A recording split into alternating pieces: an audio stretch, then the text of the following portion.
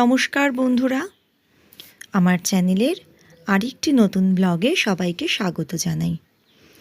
আগের ব্লগে আমি শেয়ার করেছিলাম কালিম্পংয়ের কিছু ট্যুরিস্ট প্লেস।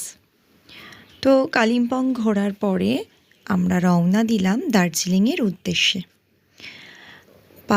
পাহাড়ি রাস্তা, পাহাড়ের কোলে সুন্দর ছোট ছোট বাড়ি দেখতে দেখতে পৌঁছে গেলাম আমরা লামাহাট।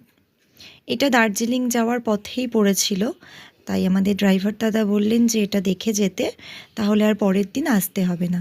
আর হাতে টাইমও কম, কারণ আমাদের ট্যুর ছিল 3 দিনের।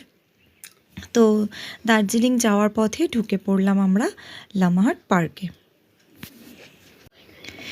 এই জায়গাটাও খুবই সুন্দর একটা জায়গা, আর অনেকটা হাইটেও এখানে ওঠা যাচ্ছিল। আমরা খুব বেশি হাইটে উঠিনি, কারণ কুট্টুস তো খুব ছোট, ওকে কোলে নিয়ে খুব বেশি উঁচুতে ওঠা যায় না।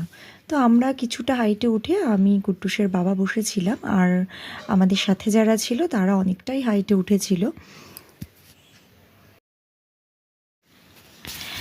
তারপরে ওখান থেকে আমরা সরাসরি পৌঁছে গেলাম আমাদের হোটেলে। তো এটা ছিল ঘুম স্টেশনের কাছেই হোটেলটা, ক্লোভার। আর এর পরিষেবাও সত্যিই খুব ভালো ছিল। আমাদের যিনি ড্রাইভার ছিলেন, ড্রাইভার দাদা, এই হোটেলটা ওনাদেরই। তো হোটেলের পরিষেবা, খাবার দাবার সবই খুব ভালো ছিল।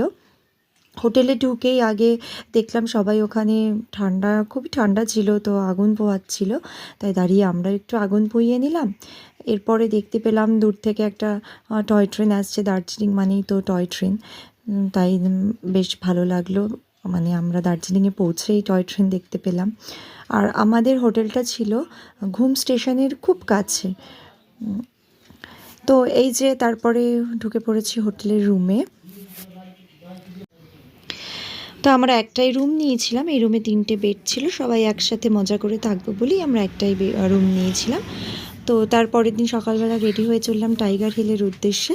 আর দেখুন কত সুন্দরভাবে কাঞ্চনজঙ্ঘা দেখতে পেয়েছিলাম। আমি এর আগেও এসেছিলাম 7 বছর আগে, তখন আমার বাবু খুব ছোট ছিল, কুট্টুসের মতো, কিন্তু তখন কাঞ্চনজঙ্ঘা দেখতে পাইনি, মানে সানরাইজ দেখতে পাইনি, সূর্য ওঠেইনি। তাই আসার ইচ্ছেটা আবারও ছিল, তাই দ্বিতীয়বার আবারও আসলাম। তারপরে উপরি পাওনা ছিল এই যে বরফ, দারুণ লাগলো। তো আজকের ব্লগটা আমি আপাতত এখানেই শেষ করছি। দেখা হবে পরের একটি ব্লগ।